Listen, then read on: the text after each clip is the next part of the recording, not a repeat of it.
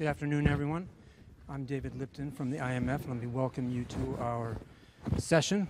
We're going to talk about the future of the global economy. Will it move towards greater integration or more fragmentation? I think we have a fantastic panel here today. You probably know them, but let me go through and introduce each. At the far end is Adam Posen, who's the president of the Peterson Institute for International Economics. Just sitting down is Kristin Forbes, who's the professor of management and global economy at the MIT Sloan School.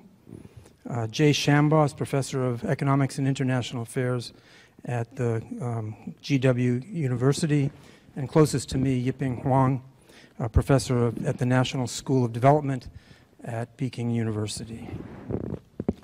I'll start by offering some thoughts to set up a discussion. I want this to be a conversation, and we'll try to involve all of you in the audience the last half hour or so. I want to have a conversation about this subject, and I'll begin by talking about why I think the subject is interesting. I think for most economists, economists who've studied international trade, one thinks of gains from trade as providing such good, positive sum possibilities. And one sees the last few decades, a period of growing integration and tremendous gains from global integration, especially in poorer countries. And it's almost inevitable to conclude that we may be seeing some discontent with globalization and some disruption and political manifestations of that discontent.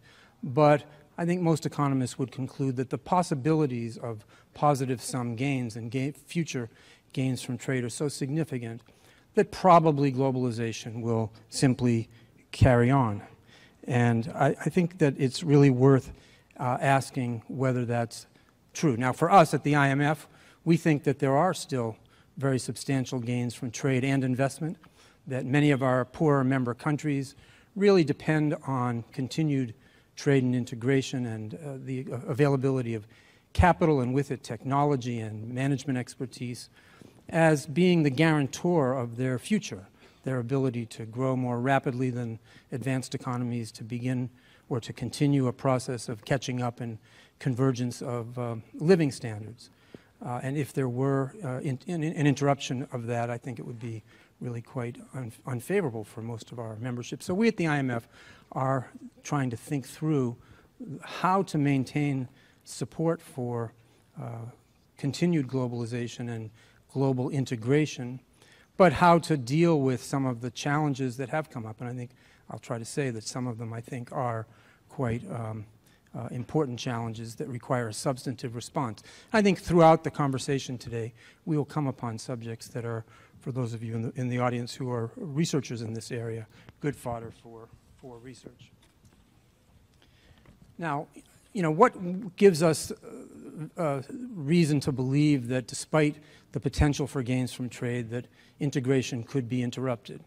Well, first, and I think most obviously, this has happened before. There was a period of very substantial global integration between 1860 and 1914, where the UK, which was, in a sense, the center of the global economy at the time, pushed for liberalization. We saw tariffs go way down in the UK and in the continent, not so in the United States, and a period of rapid growth, not just of trade, but also of output. But that all came to an end after 1914, and it was a confluence of three factors. And you can ask yourself whether there are any echoes or reverbs of those kinds of factors that I think led this to happen. There was the end of the gold standard with the resumption of the gold standard after World War II at some parities that really were very unrealistic. That led to substantial imbalances, and in time, speculative capital flows because of those, the obvious need for those parities to be adjusted, and then the end of the gold standard. And that was one factor. The second was rising protectionism. Many countries backtracked on the liberalization that had taken place, and the United States obviously imposed the Smoot-Hawley tariffs. And then, of course, the Great Depression. And with the combination of those factors, we saw in that setting that the demands for domestic and national policies to address unemployment, to address other social issues, became more compelling than the dedication to the rules of the game of globalization, which were the gold standard and free trade. So that's one. Second, though, I think many scholars are pointing out that the more recent period of globalization, since the end of World War II during the Bretton Woods period, had as its driving force the United States helping to create a liberal international order, and willing to do that on a fairly asymmetric basis, because in the context of the Cold War, the United States was willing to lower trade barriers and provide market access, even where there wasn't reciprocal treatment, in order to make sure that countries that they were dealing with would stay out of the Soviet orbit. But with the, I think we have seen since the end of the Cold War and the demise of the Soviet Union, that these asymmetries, the lack of reciprocity, the fact that there are disruptions that come from providing market access, is leading to more a willingness to give voice to the discontent, absent the compelling logic of the Cold War. And then thirdly, whether we think it's correct or not, I think many in advanced economies see that with the rise of China and other rapidly growing developing and emerging market countries, they believe that there's much more disruption coming from the production and export that comes from those countries. I think scholars have looked at this and found that that technology is as disruptive, if not more disruptive, than trade. But in the mind's eye of the public, these two they are actually in many cases connected, and it's hard to disentangle. But in any event, I think there's a sense that that disruption has intensified in the most recent couple of decades. So I think taking those three things together, I think we should not be resting assured that gains from trade will always provide a compelling obstacle to fragmentation. So let me turn to three topics. I would like to pose three subjects where I think there are challenges to integration arising, and where tendencies towards fragmentation are being generated, and pose for the panel the question, in each case, integration or fragmentation. And the three subjects I want to talk about are trade, finance, and technology. I started by mentioning a bit about trade. I think right now in the present setting, when one looks at the ongoing trade conflicts, the growing discontent over real or perceived disruptions from trade and investment in technology, this is mainly happening in advanced economies. There are winners and losers in advanced economies. In emerging market and developing economies, growth is rapid enough and economies are flexible enough that if someone loses their job, they're going to find a job somewhere else in the economy. And so what you find, and we've at the IMF shown this by looking at deciles of income levels in emerging market and developing economies, all deciles gain in the last 25 years, despite the changes that are coming from globalization. But in advanced economies, there are winners and losers. Now, economists usually look at this subject and say, well, we know from our theory that the gains from trade are large enough that in principle you could compensate the losers. But it hasn't happened, and it's not happening now. And I think, as I said, the sensitivity of this subject has been rising with the rise of China. So a question is whether we can, in fact, deal with the actual and perceived disruptions that come from trade in advanced economies, and should we be concerned that this disruption in advanced economies is a preview of coming attractions for what might happen in emerging market and developing economies as they slow down. Second subject is finance. The size, the nature, the volatility of capital flows is increasing the transmission of financial conditions across the world. And so what's happening is many countries are experiencing spillovers, financial spillovers, and experiencing that they have a diminished capacity to deal with domestic macroeconomic management, dealing with unemployment problems, dealing with domestic conditions. Moreover, we're seeing a greater incidence of financial crises. The Mexican crisis in 1995 was dubbed by then Managing Director of the IMF, Kamdasu, as the first financial crisis of the 21st century, because it was not about just about the budgetary policy and trade and current account conditions, but it was in some important measure about capital flows. And we've seen since then a series of crises, increasingly severe, increasingly volatile. And we know that the emerging market world feels vulnerability to crisis, and and even in the United States and in Europe, the experience of crisis and discontent about the way in which policymakers managed and handled crisis gives rise to a lot of discontent about the system in which this happens. Now, I think we need to be asking ourselves whether there's something special and different about finance from trade, whether, as some scholars, Danny Roderick being one, believe, full capital mobility may well be unsustainable if it is incompatible with countries having enough control over their own domestic macroeconomic situation. So the question I pose from this is, what do we think about the role of capital? While we all know it can in theory be helpful to providing funding for countries with capital needs for investment purposes, does it fundamentally end up being conflictual with complete integration? The third topic is technology, and this is a big one, and there are many aspects of the new technologies. We've seen first and foremost automation, and now AI replacing labor and calling into question the future of work.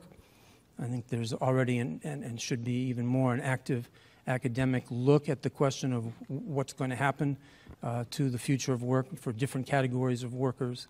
And I think we need to think about the policy side of this, which is how will uncertainty about the future of work impact social attitudes about the openness and integration of economies. I'd say it's also an important issue when we at the IMF think about emerging markets and developing economies, because it's possible now that the middle income trap, which has long been a challenge, countries get to a certain point and seem not to be able to move beyond that in the convergence process. The question is whether the replacement of workers once their wages reach middle income levels, whether their replacement through new technology will make the middle income trap a morass and really impair the vision of a manufacturing-based convergence process for poorer countries. The subject of FinTech, of financial technological change, is a huge one, and we have some people here who've thought a lot about that, and I hope we can talk about it some. Obviously, FinTech brings possibilities, efficiencies, and effectiveness of financial intermediation, greater financial inclusion, especially in poorer countries where access to finance is restricted by remoteness from urban areas and so on. We're seeing financial technology moving at different speeds in different places. Frankly, it's moving more quickly in China than in Europe or the United States, mainly because the environment is more permissive. It's too early to know whether FinTech is a big deal from the standpoint of providing support for productivity growth and growth more generally. It's too early to know what its best uses will be. But I think we ought also to be thinking about both the possibilities that it offers and the risks that it throws up. And I'd say that already in some parts of the world, authorities are thinking about what the policy response to FinTech is. Let me just list them and maybe we can have more discussion of it.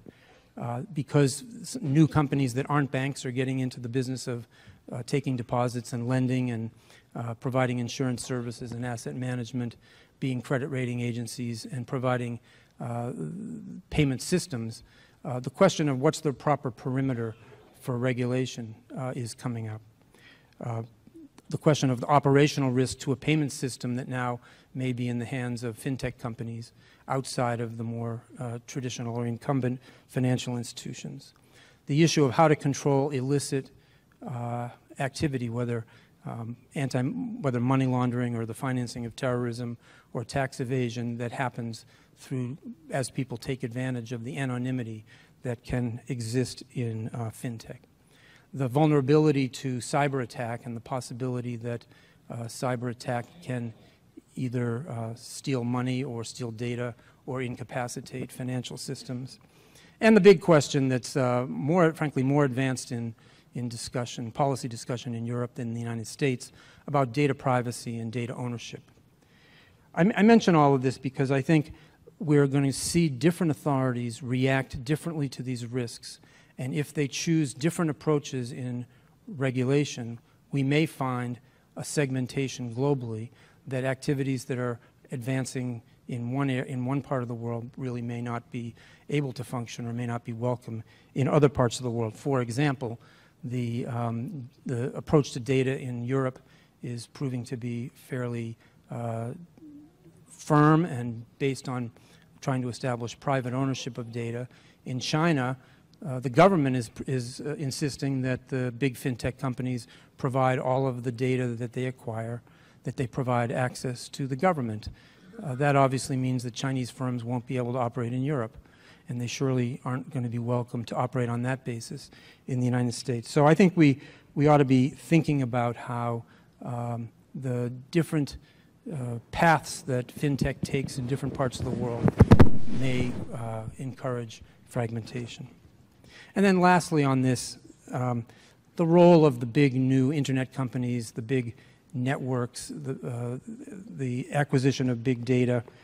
I think this raises questions of market power and antitrust, probably not along the lines of traditional models of antitrust, which are all about high prices and taking away consumer surplus and creating inefficiencies, because these are companies whose business models are about, at least on the face of it, providing services at zero price and having a model that's around the use and management of data. So the set of questions here, I think, are whether FinTech and other technological developments are going to be a force for segmentation of finance in the world and how we should think about that.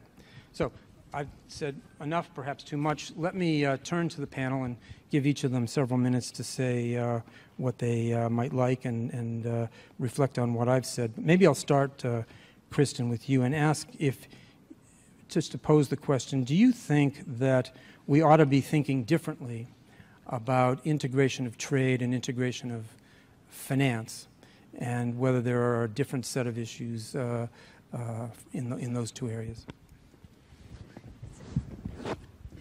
So before I get to your specific question, I want to start with just a few more general comments, because we have quite a bit of time here. We're going to, I assume, delve into some of these different issues in some depth.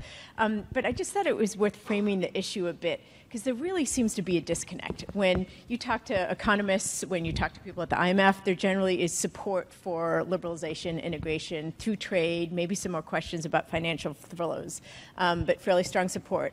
And there seems to be quite a body of evidence that integration has been a good thing. And I think but then on the other hand, you see what's happening at the polls. You see what's happening in politics. You see quite a bit of frustration and fear about integration and globalization in its many forms. You know, whether it's the Trump voters who support more protectionism, whether it's the Brexit vote, whether it's the yellow vests in France, especially in advanced economies, quite a bit of concern. But then back to economists have a long list of data suggesting integration is good and yields widespread benefits. I thought Greg Ip wrote a nice article in the Wall Street Journal a couple of days ago saying the world is getting quietly, relentlessly better. And this follows up on, there's a few other books that have the same sort of theme, talking about how integration, globalization, trade has led to widespread benefits. A couple of my favorites were, there's a book by Easterbrook called It's Better Than It Looks, Reasons for Optimism in an Age of Fear, or one by Hans Rosling and others, who, a great data miner, which is called Factfulness, 10 Reasons We're Wrong About the World and Why Things Are Better Than You Think. And they go through quite a bit of evidence of how integration has meant 1 billion people are lifted out of poverty since 1980, for example. It used to be about half of the world's population lived in dire poverty, just enough food to survive and shelter just to survive, and now less than 10% of the world is living in extreme poverty. Endless statistics of violent crime is down, health statistics around the world are better, we no longer worry about dying of polio or smallpox, partly through integration and the spread of ways to fight disease. Innovations have meant even middle-class life in advanced economies has gotten quite a bit better. You can afford many more goods. They're much cheaper because of integration and the ability to get things produced abroad more cheaply. So it seems that, at least to economists, the benefit seems straightforward, but yet the general population doesn't seem to see the benefits. And so that raises what I think for us is a fundamental question of why is there this disconnect? If we do end up where most economists end up and where the IMF is that there are still substantial gains from more integration. You don't want to see a backsliding and backstepping. I think we do need to better understand where this angst is coming from, where the concern is, in order to know what to do about it. So where's the disconnect? Where's the concern? Lots of theories out there. We could spend 2 hours probably talking about that. So let me just highlight a few quickly. Some theories I don't put quite as much weight in, but Easterbrook, one of these books talking about the gains from integration and gains over the past few decades, he blames the press. He claims there's too much attention to the bad things that happen, makes for good headlines. That may not help, but I don't think that's the major factor. Hans Rosling, he talks about the progress. His another theory that I think was interesting and a bit different than the standard economics. He argues that inherent in humans is the fear instinct. It's a psychological phenomenon, an evolutionary bias, where there's a tendency for people to focus on the negative, what could go wrong. And that's natural. People who worry more about what could go wrong were more likely to survive. But again, I don't think that's the whole story. But I think instead there's a couple other explanations. One is the standard explanation we talk about in economics. There are gains from integration, gains from trade. The gains are broad enough that you can take those gains and redistribute them to the losers, and everyone should gain, Pareto optimal. That sounds straightforward. But where we as economists, I think, have missed something very important is that, while that may make sense in theory, we aren't very good at helping those people who are hurt in the process. And even worse, what I think we have really missed as economists is how long it takes to adjust and how long it takes those costs persist. There was a very nice paper at the Jackson Hole conference about 2 years ago by Nina Pouchnick, an economist at Dartmouth. And she tried to survey all the evidence we have on the costs from integration and from liberalization. And I thought that paper was very handy to see a lot of studies all pulled together. Each one you could criticize, or it's just one specific country or one specific example. But the bulk of the evidence was really quite disturbing in how long it takes to adjust when you open up through trade or through financial flows. She had some studies that suggest that the costs of just liberalizing trade in one country can persist for over 20 years. That's not a short transition cost. She also had some studies that showed how the cost persists past your generation. So she has some examples where someone may lose their job because of trade liberalization, which means the factory closes. But then the factory closes, many people in the community lose jobs, many can't move. That means that you have more unemployment in the region, you have less investment in the region, you have increased crime, you have less money for education, and then the children suffer from growing up in this environment. So that sort of evidence is something I think we haven't done a good job appreciating as economists. The costs are wider, more widespread, and last a lot longer from integration, and we haven't done enough to help people adjust. I think another reason why there's a widespread backlash and concern about integration and liberalization is many of the benefits we talk about and can show occur in developing countries or may occur where a few individuals become very wealthy because now they now sell something around the world, or a few companies become even more successful because they have much larger global markets, in turn increasing inequality. So that again leads to the sense from many middle-class people or average people, there's others gaining. There's lower income people in less wealthy countries, or a few individuals who become fabulously wealthy, but it's harder to see the gains for that middle class. And that's particularly true because many of the gains are more amorphous. They're not tangible. The fact my children probably will not die from smallpox isn't something I think about a gain from more integration. The fact I can go to Walmart and put more things in my shopping cart for a certain amount of money doesn't feel like a tangible gain from globalization. That's much harder to feel than the person you see on the news who lost their job because of, say, a trade agreement or liberalization. Another factor, I think, feeding the fear is the rate of change has been faster. As there's been a rapid integration of lower-income countries into the global trading system, change is happening at a very rapid pace. We used to talk about change as people moved from, say, agriculture to manufacturing. It took decades. It was a change you had time to adjust to. It might not mean you had to switch jobs. Your children would have time to adjust to the new sort of production and process of production. Now the changes happen much faster, and that's also adding to angst. And then a final factor is, again, as you mentioned, that we aren't very good at helping people who are hurt by integration. This is something, particularly in the United States, we haven't done a good job at. So put it all together, you do understand why there is this disconnect, why there are gains from integration, gains from trade. These are widespread, why economists still think these are goals we should be seeking to support and continue with more integration, but yet why there also is widespread concern and a lack of support in some populations. So what do we do? Let me finish with that, and then I'll get to your question. So lots of policy options, lots of possible responses, but given that this is largely a room of academics and some of the top researchers in the world and people, hopefully young students, thinking about research topics, I thought in terms of suggestions for what we should do, I'd mention a few research areas where academics really should be doing more research to help bridge this disconnect between how academics view integration and trade and how the general population views it. So first, I'll mention 4 areas of research where more could hopefully be done. First, top priority is we need to do better at figuring out how to help the people hurt by integration and trade. It's just, we need to stop as economists saying, take the gains and redistribute them through some type of program and everyone will gain. We need to do much more in figuring out how to actually do that and do that well. There's some nice progress, some nice small-scale experiments that show progress, but we need to do much better evaluating what works and what doesn't work. Second, I think we need to do more research on understanding how to build resilience. As the world has become more integrated, especially through financial flows, countries are more vulnerable when bad things happen in the rest of the world, more vulnerable to shocks. We need to figure out how to better manage this process where you can have the gains from integration and also strengthen your domestic economy so when there are negative shocks elsewhere, you will be more resilient. I think this is where there has been some very nice work and good research on, for example, macroprudential regulations to strengthen domestic financial systems so you can better handle shocks abroad that come through integration. But there's still that research is just in an infancy, and we need much more to better understand what tools work, what don't, and how to move forward. A third area where more research is needed actually feeds on a point you raised, and that is trying to better isolate the effects of technological progress from trade.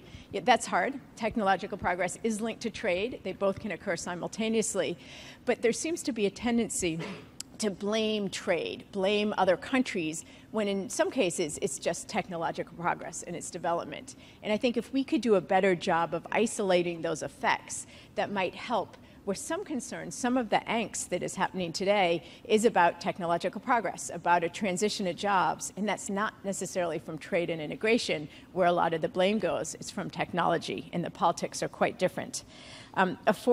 A final set of areas for research, which actually gets directly to your question, is better work on different types of integration and pros and cons of different types.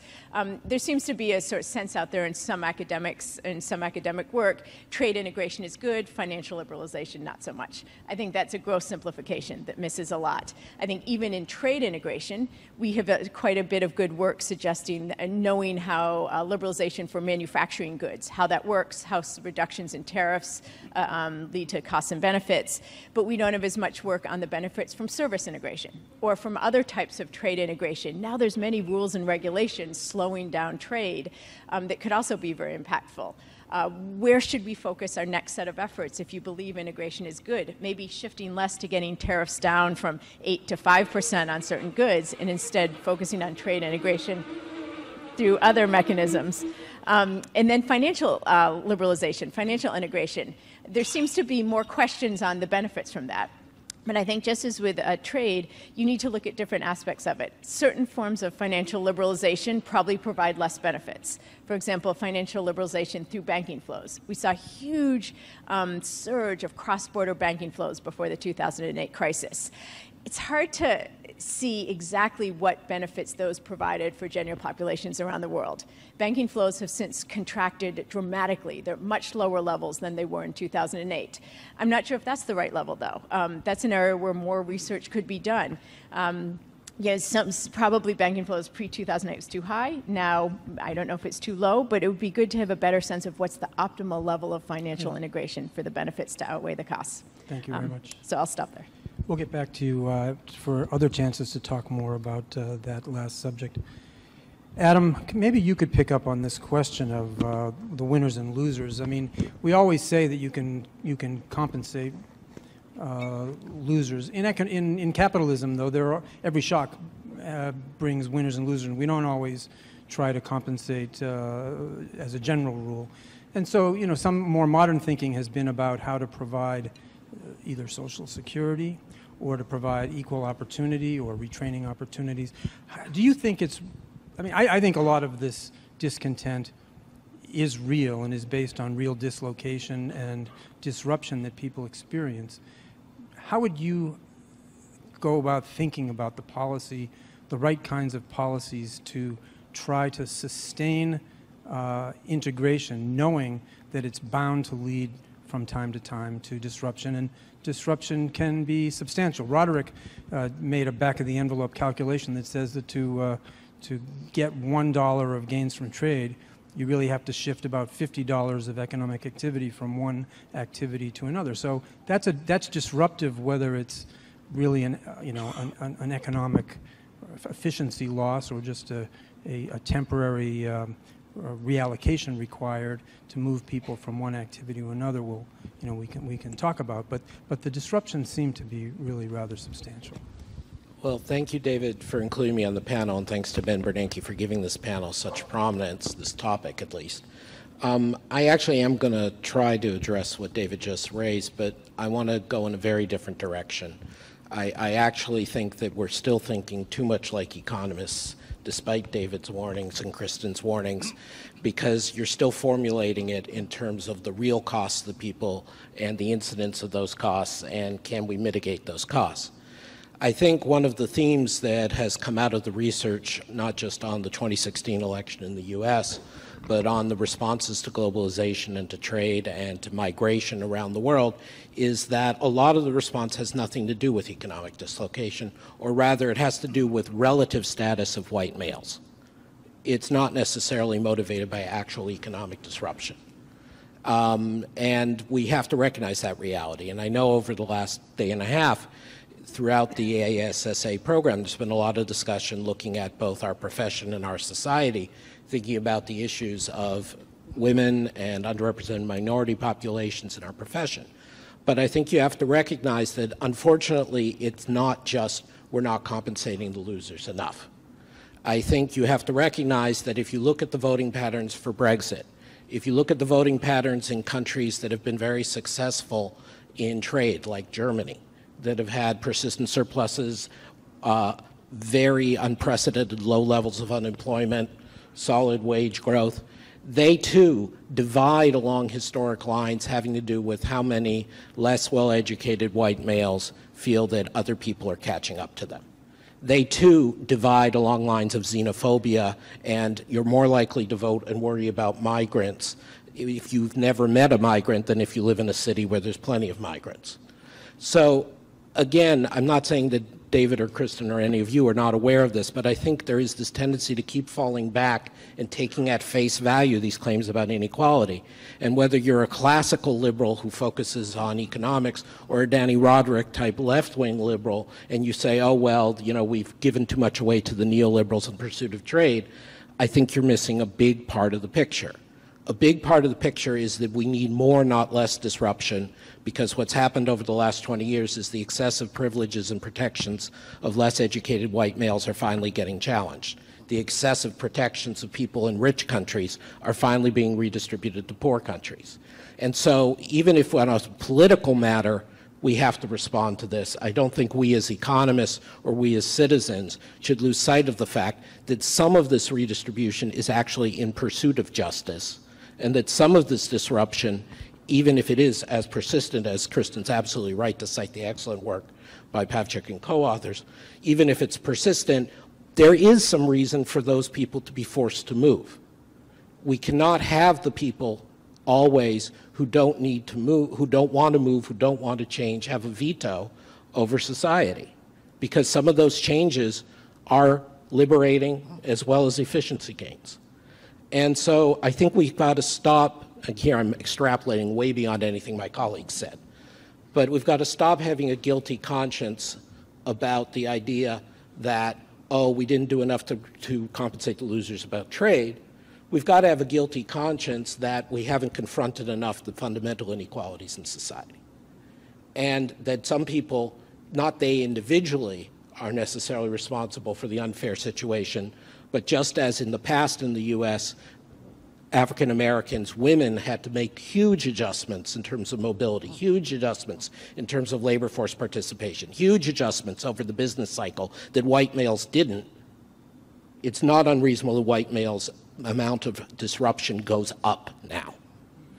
And again, that's not a political answer, but I think we've got to get out of the habit of assuming we can buy these people off, because some of it is just selfish, unethical motivation, frankly. Even if the suffering's real, that doesn't mean that that's necessarily the right policy response. And so let me move on from there to talk about the integration idea that David was raising. I mean, to me, the key word is not so much integration or disintegration. What's happening to the world economy and the economic benefits we had from integration is corrosion. That because the U.S. is withdrawing, because nationalism is increasing, because people are over-listening to these entrenched interests, the system is getting a lot of holes in it. It's becoming a much less even set of connections. It's becoming a weaker set of connections. There are gaps. Integration and disintegration are continuing. I think I see in the audience my colleague Sherman Robinson. He and Karen Thierfelter at Peterson have been doing some work on how trade continues to grow and integrate in what we used to call South-South trade and in emerging markets, even if it turns out that the U.S. and China are disengaging. So to me, it's not so much about integration or disintegration, it's about the quality of that integration. And this goes back to where David started. It may be that you need not a strict public goods provider in the Kindleberger, Mansur Olson sense perfectly, but that you need large countries, could be one, could be plural, who are willing to have, as David said, unreciprocated benefits offered. I think that's the more realistic way to put it. And if China and the US and the EU are doing much less of that, then we're living in this corroded world where there's potholes to be fixed, where there's connections breaking down, where ties are less strong. And so the quality of globalization is getting worse.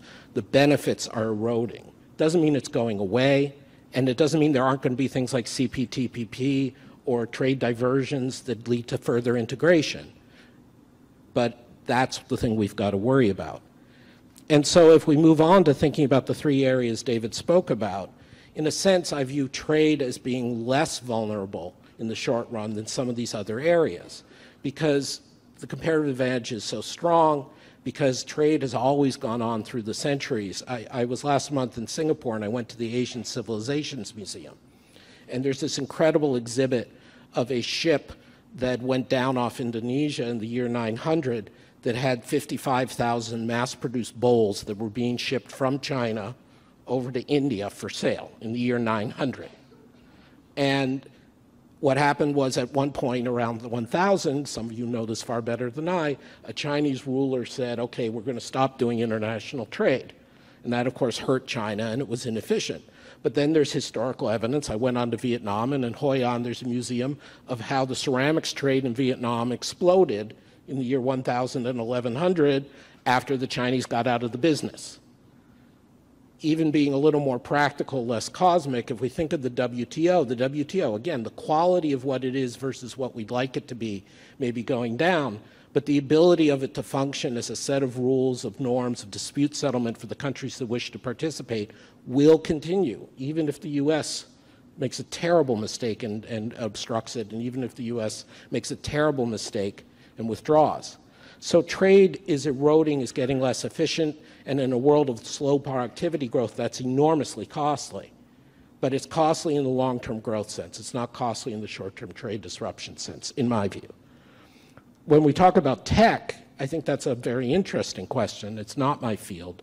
But what strikes me and what we have been working on at Peterson Institute with some people who know more about it than I do and people in the audience who I read, I think we've got a very interesting question. What forms of technology reverse the argument for openness?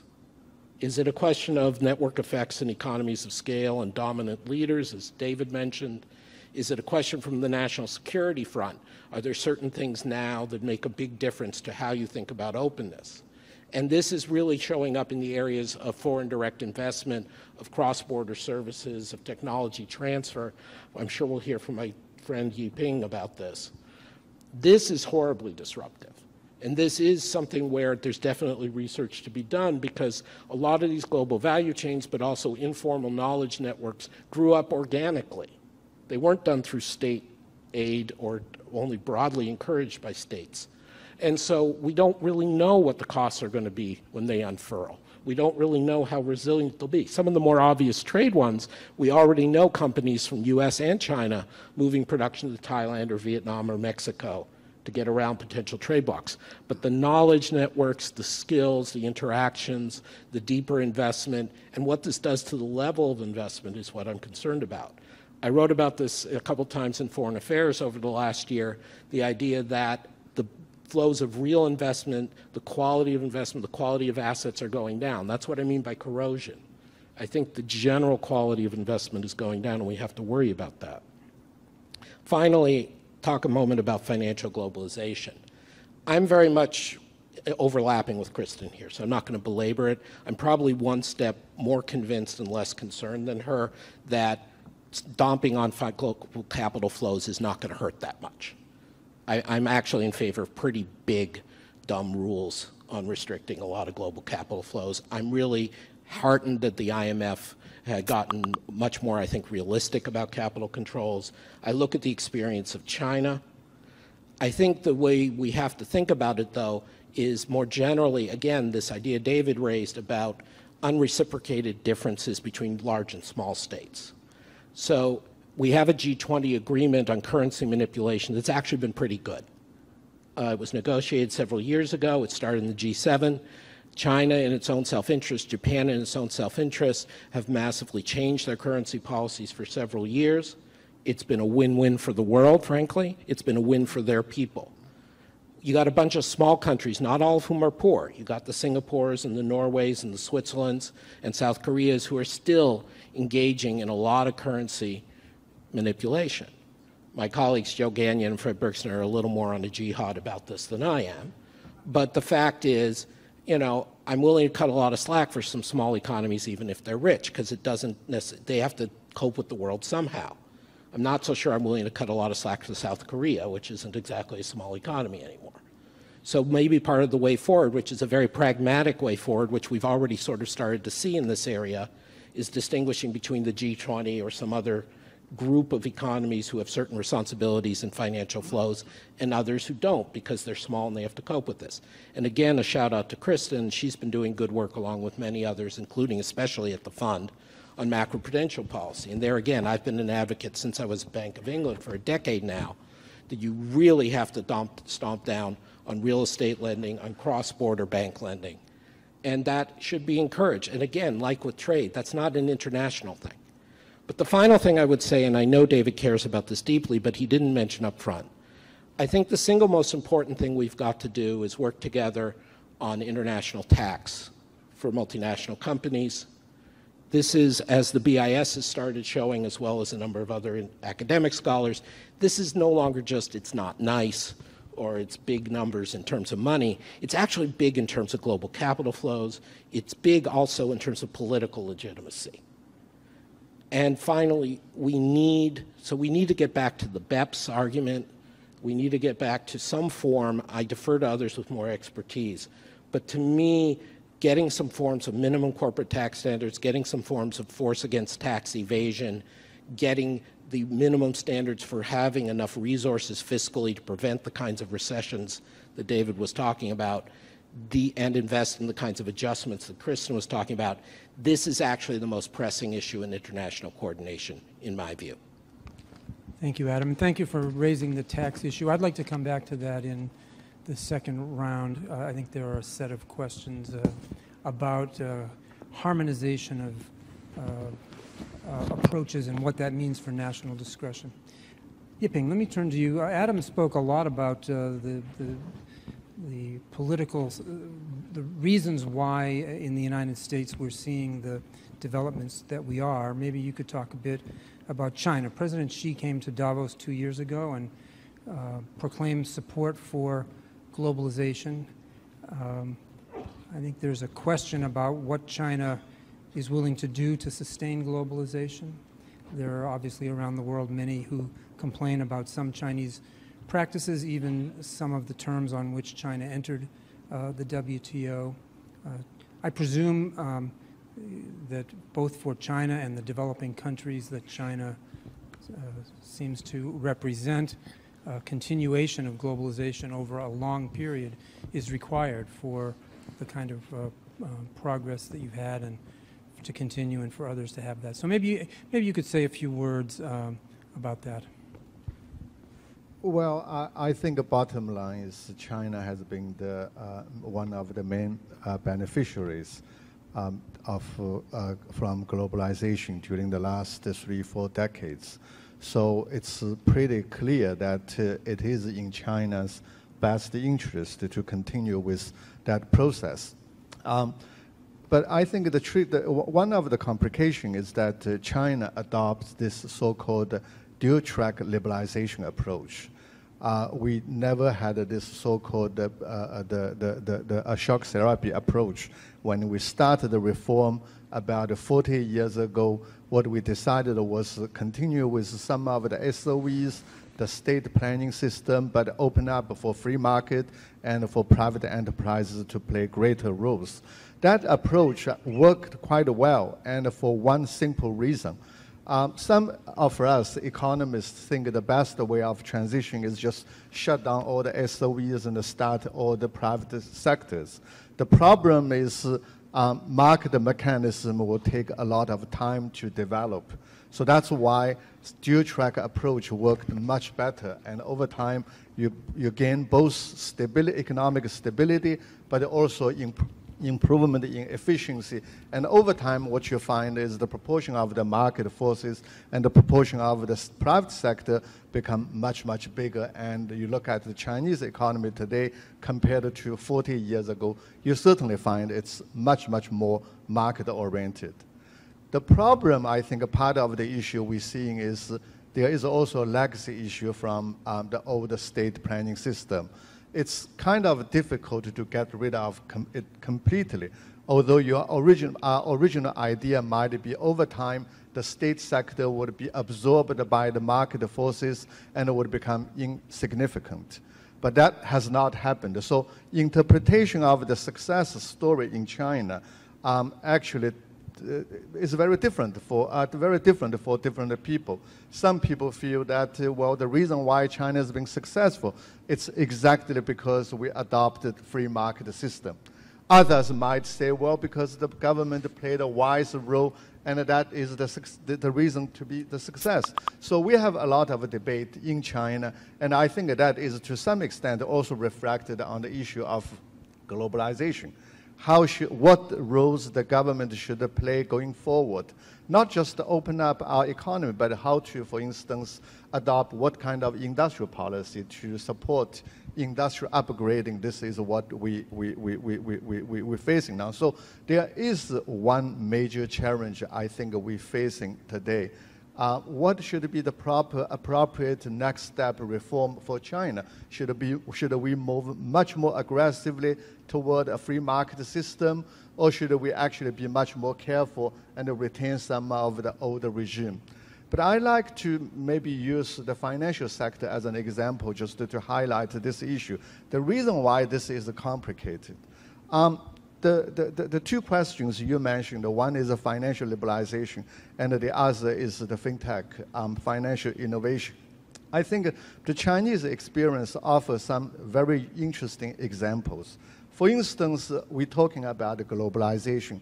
We all know globalization improves efficiency, increases income, and particularly for China, I think the reason why China was able to lift so many people out of poverty was mainly a result of engaging in globalization process. So benefit is pretty clear, but obviously there are some cost coming with it.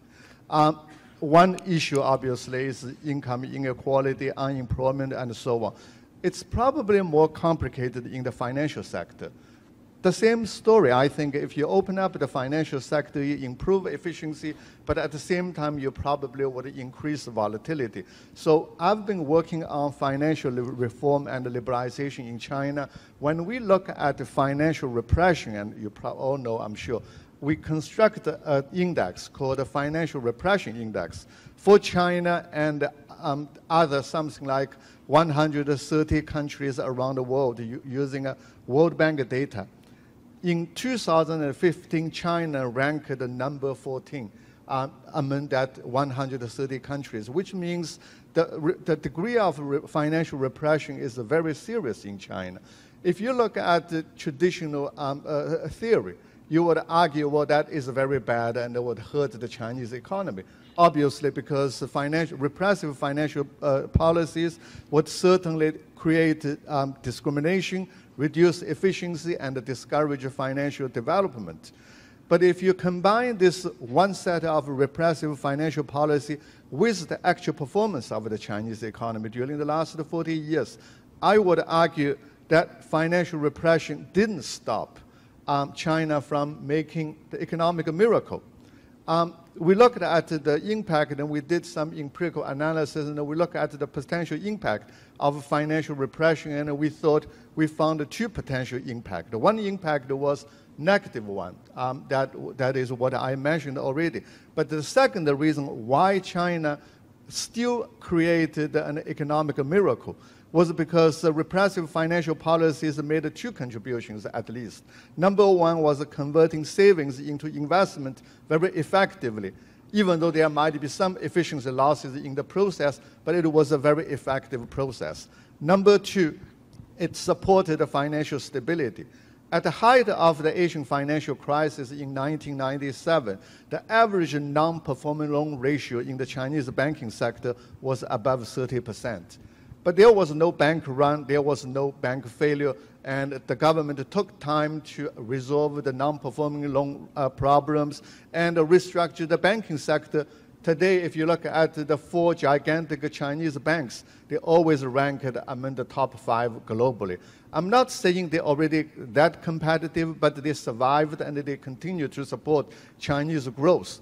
So the takeaway for me was, well, financial repression is bad in general, but we're making that statement under the assumption that the financial market works.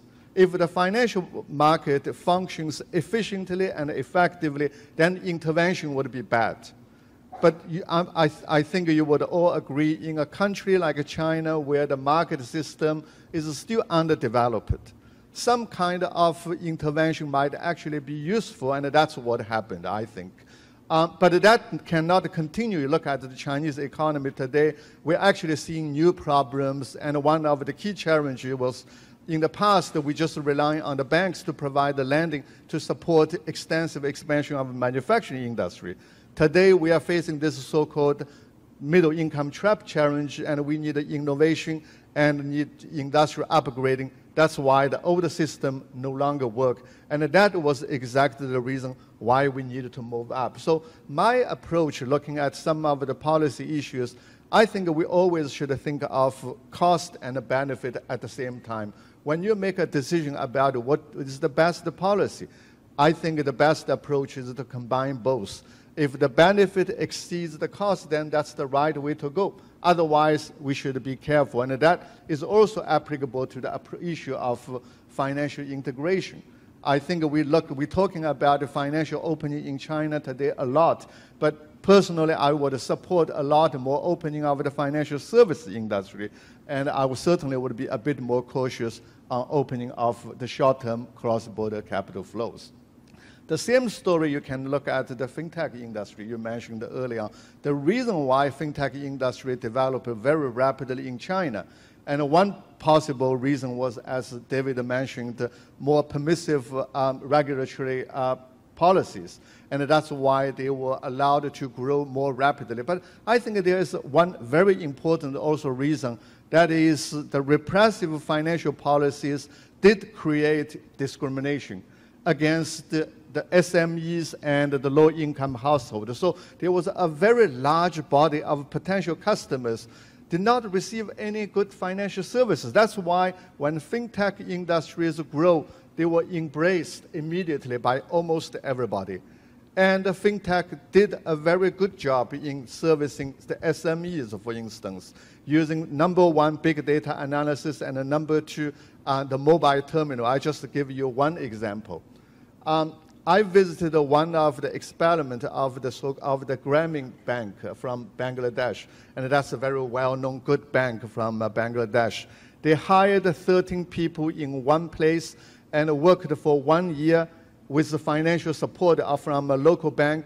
They helped 130 farmers during that year.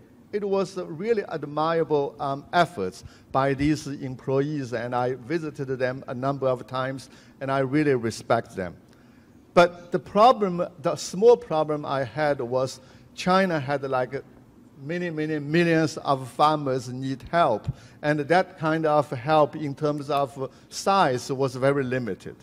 At the same time, last year we had one online bank called My Bank in Hangzhou. It was supported by Alibaba Group. They hired 377 people in Hangzhou's office, and during 1 year, they provide financial services to 5 million customers, SMEs. So I'm not saying this model is better than the other model, but if we're thinking about inclusiveness, that is really a good way to go, and that's almost a revolution. It's not happening not just in China, but also in Thailand, in Indonesia, in India, in Bangladesh. We're seeing a lot of changes. And I think we've also visited some FinTech companies in the US and in China. And I honestly think many US companies are doing much better in terms of setting the standard, developing the technology. The Chinese companies are doing much better in terms of servicing the underserviced customers. And that is a great achievement, and I think that's something we should really look on and hope to extend in some other places. But at the same time, obviously, it also creates some risks. And one of the issues David mentioned, the not very strict regulation of some of the activities, they're already creating problems. And one good example is the peer-to-peer lending platforms. We have about 5,000 P2P platforms, almost 99% of them probably turning bad at the moment.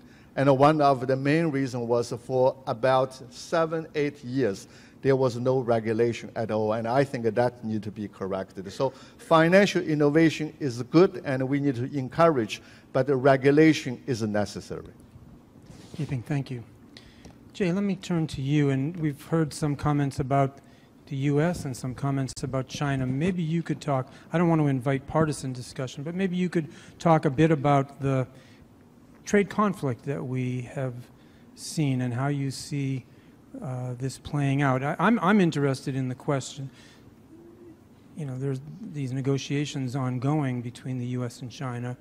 We all hope that they will end with some kind of agreement. But if they were to end with tariffs increased and imposed and retaliatory tariffs put in place, and if those were likely to be sustained, how would both sides then react? And how would that change the face of the, do you think that would change the face of the global economy in significant ways? Sure. Thanks, David, and thanks again for both for hosting this and for asking me to be on the panel. Let me first just start broadly on risks to global integration, where I think, in some sense, leading into this trade conflict that you're talking about. And I think I would broadly agree with some of the sentiments we've already heard, which is one of the reasons there are big risks to global integration is because, by definition, global integration is very disruptive. That's the whole point of it, in some sense. That's where the productivity gains come from, is from the reallocations and from the disruption. And I think you're seeing it across a wide range of aspects, though, also. It's not just trade. So we've talked about trade, and you know, the China shock was big and was real. China is a huge economy. It was largely closed off.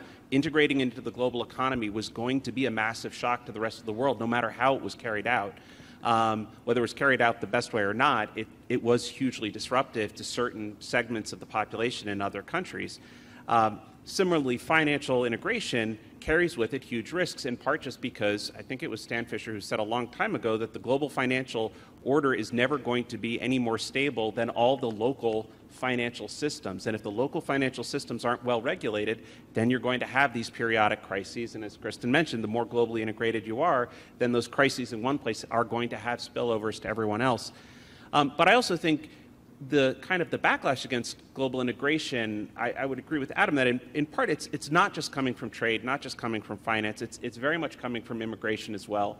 Part of that is a cultural or racist backlash in some places. In some cases, it's also just because, again, the immigration has been large enough to be disruptive. I think in certain age segments in Sweden, the gender ratio has actually been knocked out of balance because there's been such a large wave of young male immigrants. And that's disruptive. Whether people are racist or not, that's going to be disruptive to people. And so I think there's a reason that we see people have a backlash. The last one I would add, the last kind of form of integration we haven't really talked about is kind of the global public square. The global public square is far more integrated than it used to be. So you've got, whether it's Facebook or Twitter or just the news or anything else, there's a lot more exchange of integration. There's a lot more ability to have ideas debated, and you can have those happen in very disruptive ways. In some cases because governments can use these channels in a deliberately disruptive way, as the Russian government has done, whether it's US politics or the UK Brexit vote. And so I think knowing that this disruption is there and that it's real, I think is really important. I think the other, though, big risk to global integration right now comes a little more to your question, which is that there are very large players in the global economy right now who don't necessarily see global integration as something where there's mutually beneficial exchange and that should be the goal to set up the system that way. It's effectively the stated position of the U.S. government right now that trade is zero-sum. I think that carries risks with it, right? Whether it's just saying the U.S. is no longer willing to be the hegemon, right? It's not even that. It's saying we don't see cooperation as necessarily the right route to national interest. I think you certainly see it from Russia. I think China, as mentioned, China's engagement in the global economy has had many tracks to it. There are some in the private sector that is more a global integration side, but there are a lot of state-owned actors that are acting under state control that are not necessarily just simply out there in global exchange. And so I think you have a lot of people around the world who don't necessarily see global integration as in their interest, but I think that has always been true because integration is always disruptive. I think what is probably a bigger risk to global integration right now is that you have the governments of large countries in some cases not necessarily seeing global integration as something they should be pushing forward on. And I think that's a place where you see some very large risks. I think the right approach in some ways is that they should be finding ways to manage the disruptions, right? So you should have the right kind of social safety nets, the right kind of transfer payments taking place. I personally think it's almost impossible to, with all respect, I would love to see the well-identified paper separating technology and trade and all that, and it'd be useful if you wanted to do trade adjustment assistance properly. I think the reality is they're so intertwined you can't. And you know, firms often upgrade technology in response to a trade shock. So there are job losses and productivity gains. Was that a trade shock or was it a technology shock? I think you really can't disentangle that. But I also think that's why the side payments as in the idealized world where we make side payments to losers from trade are basically impossible. What you need are side payments to the people who are being displaced, regardless of why they're being displaced, on the one hand. And you also need rules that cushion the way things are going. I don't know if I'm in favor of big dumb rules. I don't know if I'd go quite that far as Adam was willing to say, but certainly big smart rules would be good. But in all seriousness, I think that you do need really strong macroprudential rules. Those macroprudential rules often may look a lot like capital controls, right? We see things, you know, there's tons of papers that have been presented in these meetings over the years showing the negative externalities to large-scale foreign currency borrowing. So it seems pretty rational for countries to have rules in place to stop large-scale foreign currency borrowing. Well, I think many people, including the IMF, would likely call that a capital control, just in the way they're labeled. It seems more like a macroprudential control and more like something we probably should say we need things like this. But I think at the end of the day, it's going to be this question that if we're going to resolve these kinds of disruptions and we're going to allow countries to take actions as sovereigns to kind of protect people in some ways, the crucial thing is going to be that they be done in a way that is cooperative and rules-based. And I think this is where I come directly to your question about the China-US relationship, which is that I think if you look 3 years ago, most of the steel coming from China into the United States was already facing tariffs, right? Almost all of it was facing either anti-dumping or countervailing duty tariffs. There were serious issues in steel. Steel was probably the area that had least done the adjustment you talked about, right? So it was almost all state-owned enterprises, not willing to adjust literally half the world's production. And so when there's a global downturn in demand for steel, if half the world's production is not adjusting in a market-based way, everybody else is feeling that. Now, there are different ways to respond. One is through rules-based cooperative systems, which is, I think, where we were headed, right? And so the tariffs on Chinese steel, China objected in some cases, but didn't in many because they were part of a rules-based system. There were global attempts to come together to figure out how we deal with this.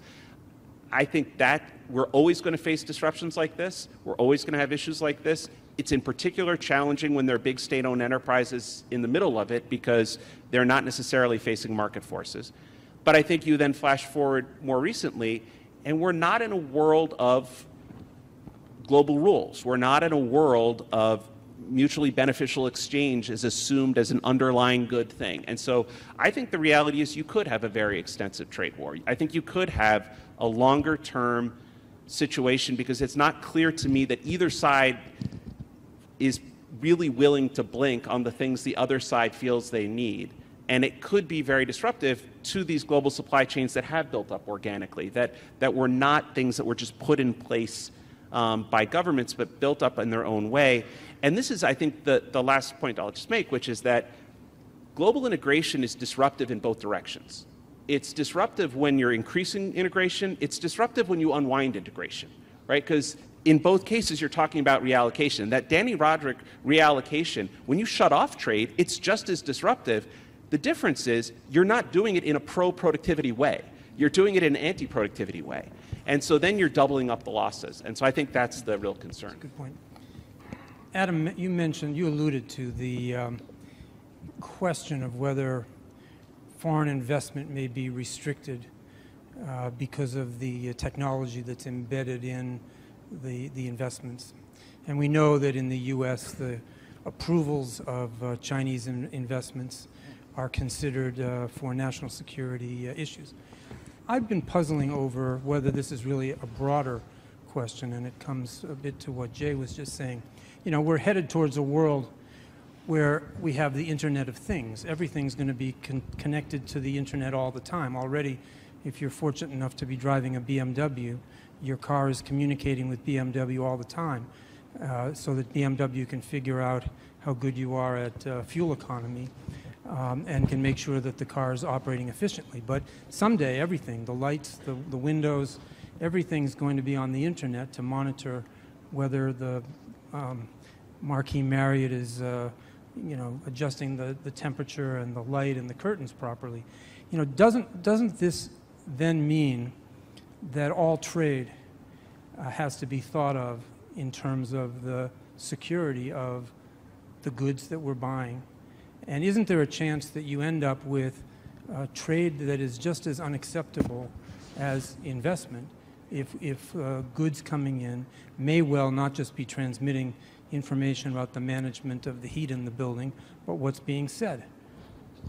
It's a brilliant cross-cutting point, David. So let me try to respond. To me, and this is why I made the remark about big dumb rules as opposed to big smart rules, is because you don't want things that allow a lot of discretionary interpretation. That's what I meant. I'm not complaining if I'm just saying that that's why, the sense in which I meant big dumb rules.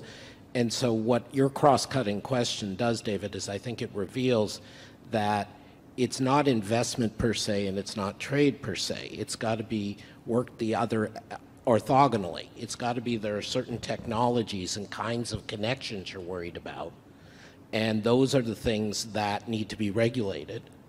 And you mentioned in your initial remarks the idea that, for example, the EU is doing something very different on privacy than the US is. It may well be a better way. I mean, all these stupid little things that pop up on every website and you have to click, okay, yes, I know I'm giving you all my information. That's stupid. But there are good things. It is possible to have things that are not always a race to the bottom. And so it is possible to say this specific technology should be regulated in a particular way. And this is why I get upset with the way that the new legislation in the US, but also the new rules being put in place in Germany and the UK and Australia about Chinese investment, I think are going vastly overboard.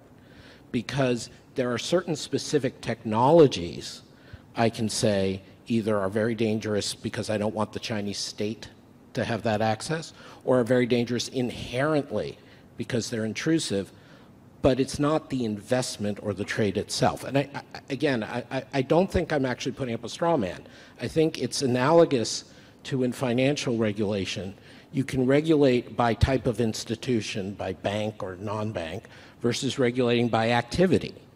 And it may be that we need to think in terms of regulating by activity at a global level rather than thinking in terms of by activity here meaning type of technology. But I think this is one example of the bigger question that Jay also touched upon about whether there's a willingness to cooperate internationally in rule setting, whether it's soft rules, hard rules, or not. If there's a willingness to at least harmonize approaches, say in corporate tax, where deharmonized corporate tax systems we know lead to, in a world of mobile capital, lead to all kinds of inefficiencies. On this subject, what I think logically follows is that there ought to be someday some codes of conduct or norms of behavior on cyber behavior. Exactly. And that may have to start with a small club, the club of the willing, and then expand to involve others.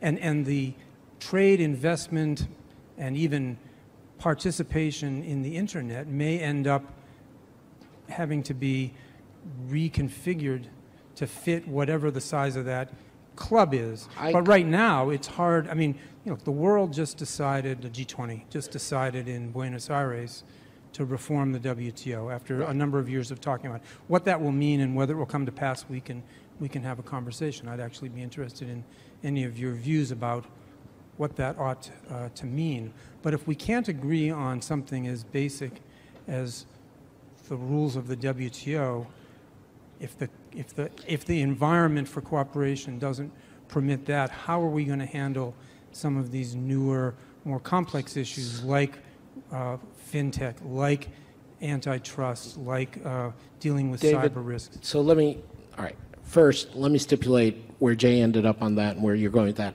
For whatever it's worth, I completely agree, okay? And I thought for this audience, I apologize, I wasn't spelling that out because I was assuming in a sense that was table stakes.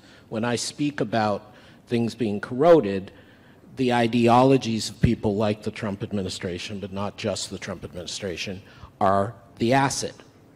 I mean, this is part of the corrosion, is that you see the world in a zero-sum way. You break down the separations between national security and economics. You view international regimes and cooperation as a inherently giving away rather than an enabling. You view the world as other people's rise is your fall. These are all things we know to be false. They are very deeply held. Going back to your history, the fear is that I worry about, and I'm certainly not alone, is you need a certain amount of demonstration that may have been forgotten in the last 80 years or 70 years, that if you let this corrode too much, really bad things happen. And so the question, I do ultimately believe, just as after World War II and after the Great Depression, there was some coming back to reasonable points of view. The question is how much of it's the standard political economy question. Do you need a crisis to provoke reform, and how visible a crisis, and you certainly don't want to provoke the crisis just for that, but where does it go? And so specifically, like you said about technology, I think that the path you're mentioning, the sort of variable geometry path, that things should be plurilateral, things should be voluntary, there should be clubs, I think is going to have to be the way to go for quite some time.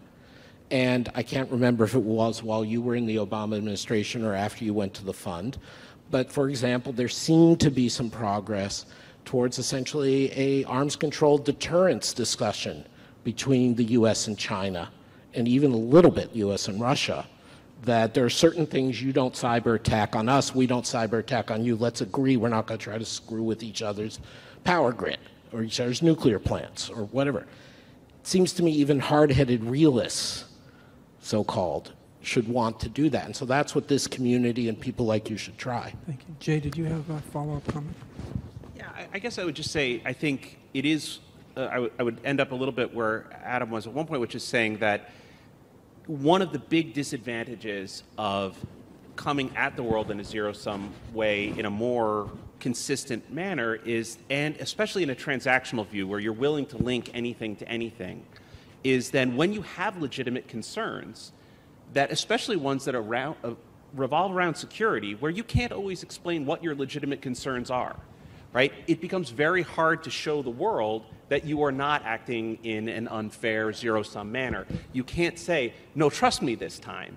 I'm legitimately worried about something in cyber. I'm legitimately worried about the fact that these certain products really may be security threats if they're embedded into my communication systems, and I'm not going to let it happen, and as opposed to, was that just protectionism? And I think we've always faced these problems around sanitary standards, around any kind of standard, have always been used to generate trade advantages at times. Using security and defense ones, though, mixing those two is really dangerous to me, because those are the one place that you often can't explain legitimately what you're doing. Thank you. Kristin, I'd like to go in a different direction to pick up on some things that you've said and that others mentioned about your experiences. There's the issue of trade and finance regulations, but the other way in which countries have to be able to be comfortable enough with globalization is that they have the macroeconomic policies to basically protect themselves from the vagaries of global cycles. And I think we've developed since 2000 a kind of orthodoxy that served for a while but doesn't really serve anymore, which is that everyone should inflation target, have a floating exchange rate, use macroprudential policies to through the cycle to be resilient and prevent unwanted instability, and make modest recourse to capital controls. And I think what we're seeing now is a growing heterogeneity in approaches, especially in emerging market countries, that feel that they need to, as they put it, use flexible inflation targeting, which in the end can mean quite a lot of different things. But it means, I think, making the inflation target subordinate in some circumstances to strategies of intervention to affect the exchange rate, and much more discretionary during the cycle use of macroprudential policies. And some countries, I think, are considering much more I was going to say liberal, but I meant more aggressive use of capital controls. I wondered if you could say a few words about whether you think there's going to evolve a better mix than the orthodox mix. And, Jay also mentioned the issue around controlling FX exposures. I know that's a subject that you've looked at extensively. Whether there are some identifiable roles for capital controls that might be things we ought to all be researching and thinking about. So a couple of points. First, I think it's important to mention that we already have made substantial progress, and you highlighted that in your comments. It used to be a sense that flexible exchange rates combined with inflation targeting independent central banks, combined with microprudential regulation of individual institutions, that was all that was needed. You had financial stability. And that was a clear lesson we learned from the 2008 crisis. You also need macroprudential policy, macroprudential oversight of the risks to the broader financial system. And the fact you now include that in your list just shows we have made some progress. Then another point you made was that there is this heterodox mix where different countries are now taking slightly different approaches. Some use reserve management more, some are still more flexible exchange rates, some are using more capital controls.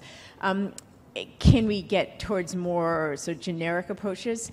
I actually think the approach that most countries are taking now to really adapt their tools for their circumstances is the right approach. It would be very handy for the IMF to have one set of tools, here's the 5 things you do, or here's how you respond, but I just don't think that's practical because each of these tools has pros and cons. And what those pros and cons are will depend on the circumstance, the time, and the country. And this is where, in some research I did with Michael Klein, for example, we looked at when you get a negative shock to, say, capital flows. How do you respond? And what we called the paper, pick your poison, because what we found is every policy response has some disadvantages and has some costs, but also has some benefits. If you, for example, you get a negative shock, you could let your exchange rate depreciate. That will generally stimulate growth after a couple of years. That's good, promotes exports, promotes growth, but it leads to higher inflation. Another potential response is use reserves to stabilize the exchange rate. That usually means you don't get as high inflation, but you don't get the boost to growth from letting your exchange rate depreciate. You could raise interest rates. Raising interest rates stabilize the exchange rate, but then you get a bigger hit to growth. Just a set of examples. One policy, though, we found that didn't have much benefit was capital controls in those sorts of circumstances. So again, you really do need to think about what's the circumstance, what preferences does that country prefer? How do they weigh the costs and benefits? Countries without many reserves aren't going to use reserves to stabilize things. Countries where growth is solid will have less concern about raising rates and slowing down growth. Countries where inflation is a problem will have less desire to let the exchange rate depreciate. So I don't think there is going to be a magic set of solutions. But at the same time, we have also learned some lessons about, you mentioned foreign currency exposure. That's one where we have learned some very concrete lessons. When you do have more exposure to borrowing in foreign currency, you are more vulnerable to a whole set of shocks. And then some of these, when these negative events happen, they can be amplified because suddenly your exchange rate depreciates. It's harder to pay back the foreign debt. So that's where there is some good work going on about how you hedge those risks. You mentioned capital controls. My preference, though, is if you're worried about a specific risk, such as exposure to foreign currency, instead of targeting who the borrowing is from, which is what capital controls do, instead focus on the risk that you worry about, borrowing in foreign currency. And that's where I do think macroprudential regulations are better. And there is a real difference. I think, Jay, you had said that sometimes they merge. They are sometimes hard to, when you look at how they work, sometimes it's hard to tell the difference. But they are very different in how they're structured. One penalizes you because of who you are. The other penalizes what you're doing. And the risks arise more from what is going on, what you're doing, which is where the macroprudential policy, I believe, tends to be more effective. And at least the evidence I've seen suggests it does tend to be more effective. I just want to make one other comment on the topic before about heading toward whether we have a chance of more global agreements, fixing the WTO, or if we're in a zero-sum game that may be hard to emerge from. I think there is another path that will not involve another world war to get us back to more, I hope, to get us back to more integration. And that is, I think, the lesson that we are seeing now is when we are shifting away from global agreements and global discussion forums or global groups, and you're getting more one-on-one transactions and one-on-one agreements, the smaller countries are going to lose out. They're going to lose their ability to have some say and weigh in and negotiate in ways that protect what is most important to them. And that's just not small, single emerging markets, for example. That can even be countries such as the UK. We're seeing that firsthand now as the UK is trying to negotiate Brexit. UK is a large country, but yet when it is trying to all by itself negotiate against a group of countries, it doesn't have as much say or as much weight. And I think there is going to be a lesson learned now as we have more U.S. versus individual countries. Those countries are going to lose voice and lose the ability to prioritize things. And that may push many countries back towards some sort of global group or global accord. Let me challenge you on one aspect of that. You know, everyone, the G20 has called for reform of the WTO. The WTO has had governance by consensus. So Dominica, with 70,000 people, has as much power in that sense as the United States or as China. How do you reform the WTO without setting aside its present governance structure and putting in place, at least for the process of reform, a governance structure over the reform, whether it's some kind of constitutional convention or otherwise, in which size and global responsibilities have a commensurate say in the design of the system? And if you allow all the small countries to have strong say or even veto, as in the present system, how would we ever come up with a reformed WTO that would satisfy those countries that believe that the part of the problem with the WTO is that there's too much power for the smaller countries? Adam? Well, my hope, I'll start with this and then let you fill in more of the details. My hope with this is that as smaller countries realize they will have virtually no say outside the global trading system. When it's a small country versus the U.S., they may be willing to give up some of the very strong power they currently have in the current structure of the WTO to see that it's still a win for them to be part of that, albeit with less power. And my personal view is I don't know how the WTO has even survived this long by needing consensus to make decisions. I think it's over 160 members. How can you get consensus on anything that involves costs, as we've talked about in disruption? As Marek Belka in the first row knows, Poland invented the so-called liberum veto in its parliament in the, I think it was 18th century, where you had to carry the entire parliament for it doesn't work. Let me give a different 18th century example. We haven't had a Hamilton reference yet. Mark Dombrowski. The Hamilton reference is about the general point in political economy that I think Avinash Dixit referred to as a constitutional moment, that you usually change governance rules based on a specific deal made at the time. So in Hamilton, we got a system that created more national power because there were specific settlements made that made Virginia and North and South Carolina happy at the time. And this is sort of a broadening in theory terms of what Kristin was saying.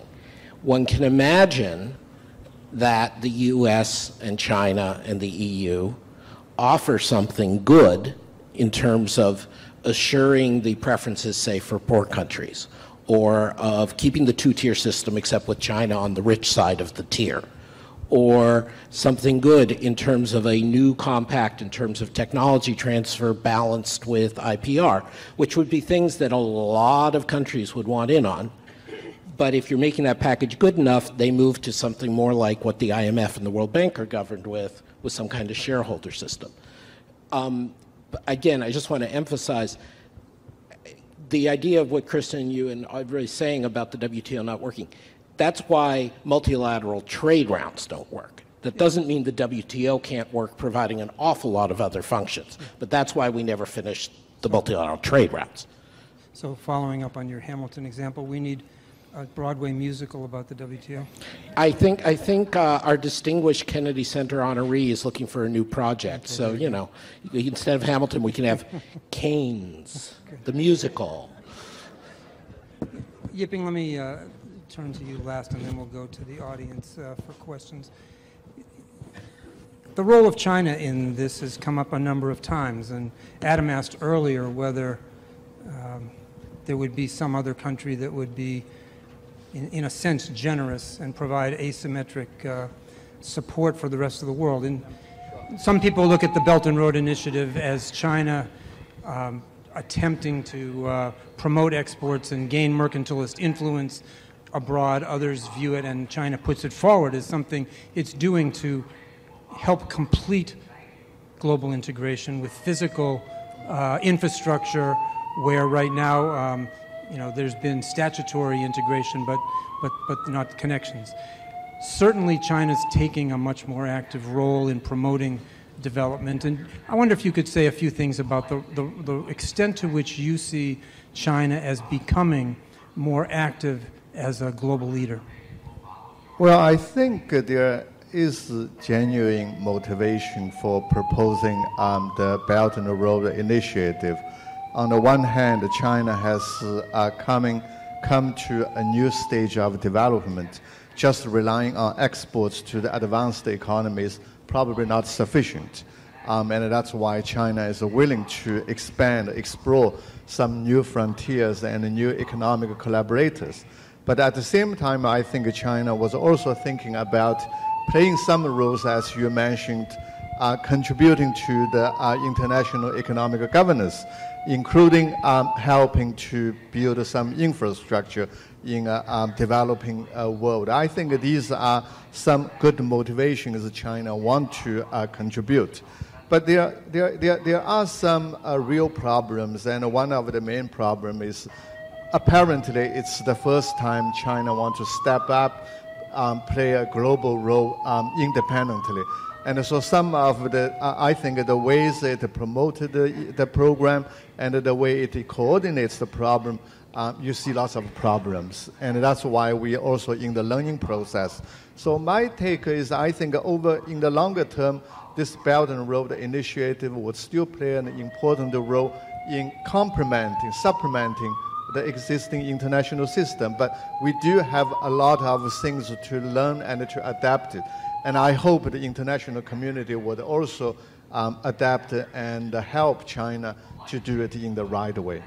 And I hope in the end it will be a good thing for all of us. Thank you. Sorry to everybody about the noise in the backdrop. With this hampering our conversation, if anybody would like to follow up on anything that's been said here or offer a comment or a question, please, if you could why don't you walk over to the microphone here, and please let us know who you are and then ask your question. This gentleman first. I'm Leonard Chang from Lingnan University, Hong Kong. Please speak loudly. Okay. Leonard Chang, Lingnan University, Hong Kong. I have a question on the relationship between the U.S. and China.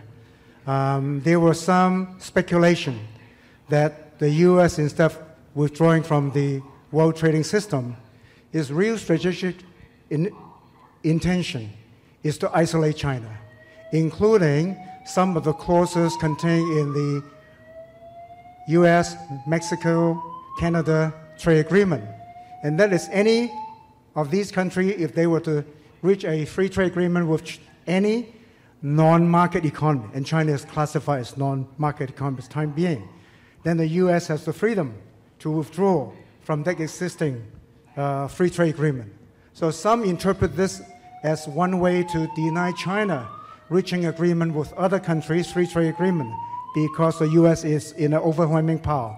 So I'd like to see whether that's what you think about it, and also because the U.S. actually is now taking steps to counter the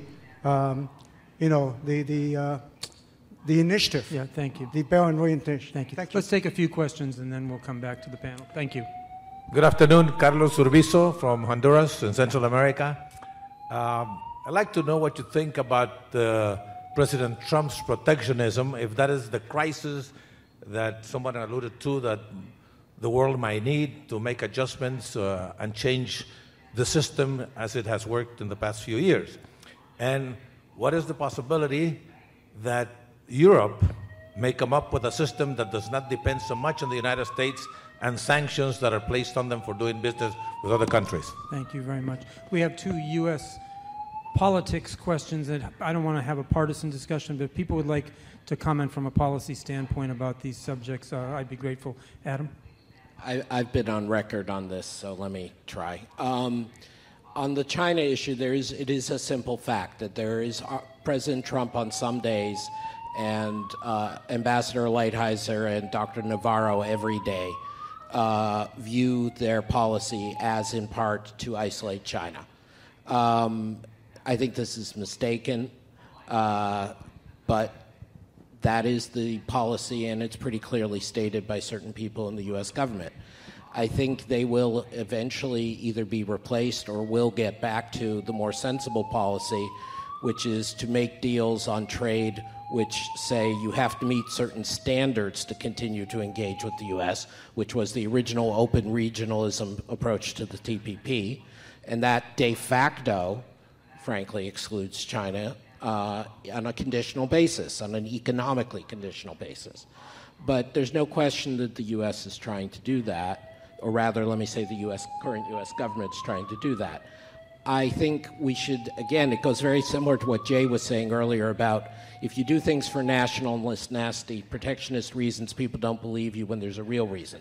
So some of the WTO discussion is Japan, EU, US, Australia working together to try to make some actual reforms. I don't agree with all of them, but some of them are motivated by genuine concerns about things China is doing. And the problem is you do it in this context, similar to what Jay was saying, you discredit it as anything more than an anti-China measure rather than what it is as a common systemic goal. So how this is going to work out over the next couple of years, I don't know. But I do think over time, the idea of trying to directly exclude China economically is going to fail. Just on the second question real quick, I think if I understood the question, there was a little noise, but if I understood the question, largely it's about are other countries going to pick up the mantle on their own and take steps? And I think the clearest example of that, honestly, is the TPP, right?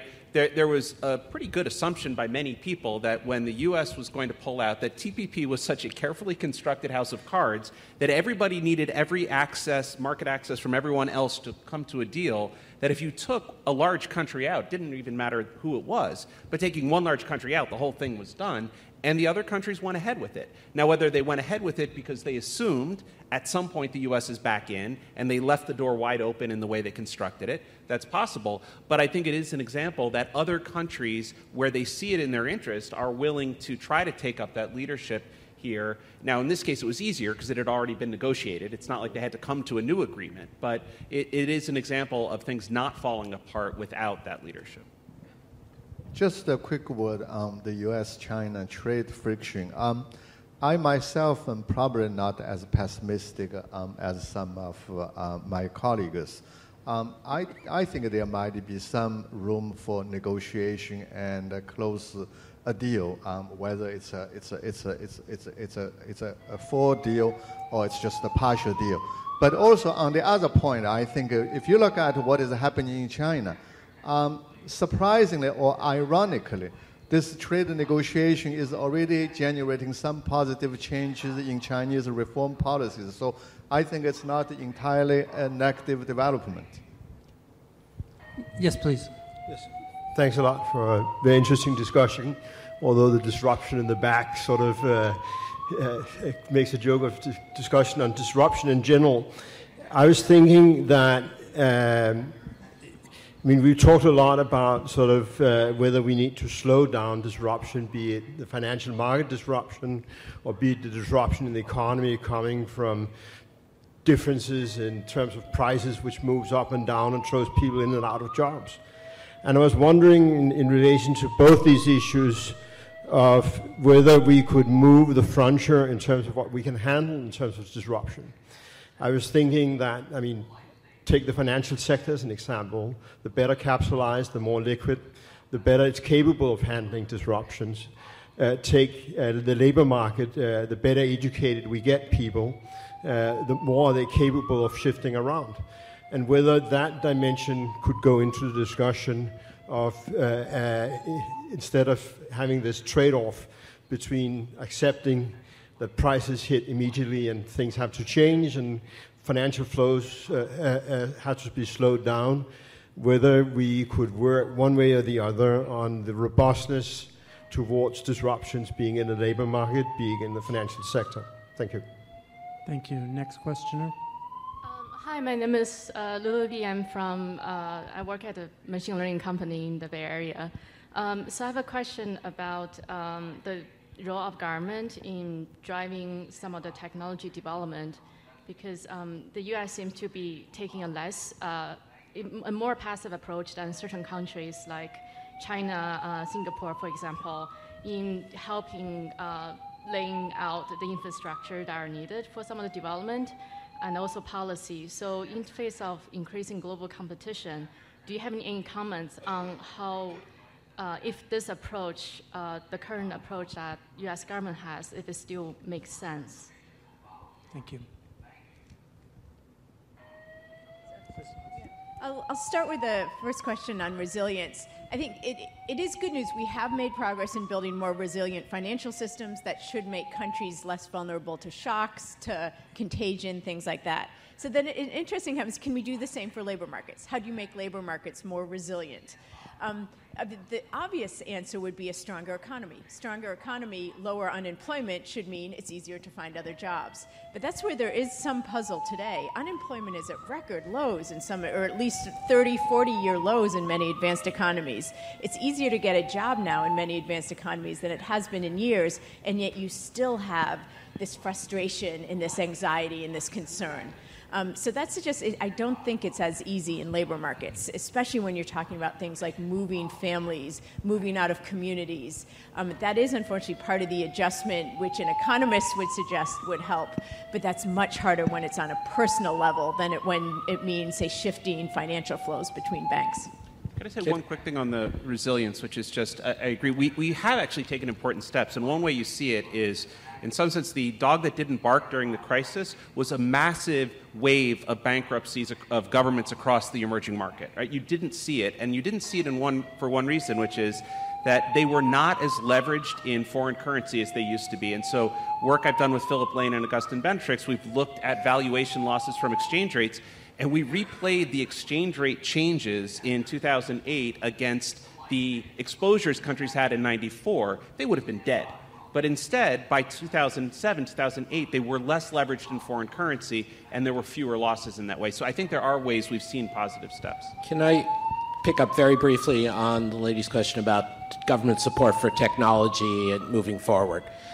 I think this is a place where the economics profession actually does have something of a consensus, and the consensus has not been proven wrong. That is that industrial policy, and this relates to the resilience point, industrial policy is much more about providing an ecosystem for innovation and exchange of ideas and positive investment, and for helping the adjustment of declining industries to reallocate capital. It's not about directly supporting industries. It's not about picking winners. And I realize that's a very old saw, but I think it still remains highly accurate. And so this is why, for example, I'm much less concerned about Made in China 2025, both as a business issue or as a national security threat, than a lot of other people in Washington. Because if the Chinese government wants to waste a lot of money thinking that they can create things out of nothing, let them. And it's a shame that the Chinese people's money is going to be wasted. But the thing that we shouldn't be doing is what the Trump administration is doing by saying, well, the following changes hurt elite universities. That's a feature, not a bug. And then expect to still have a viable technological ecosystem of developing things. Again, speaking to this audience, that probably sounds like I'm singing music to the choir, but the bottom line remains the same. If the US or the UK, in the way they're throwing away international access and support for their universities and ties to other countries, that's going to be the biggest setback. It's not if the U.S. wastes a lot of money supporting particular technologies. Good. Well, thank you all for coming. I'm sorry about the noise that we experienced. Let's give a great round of applause for our excellent panel.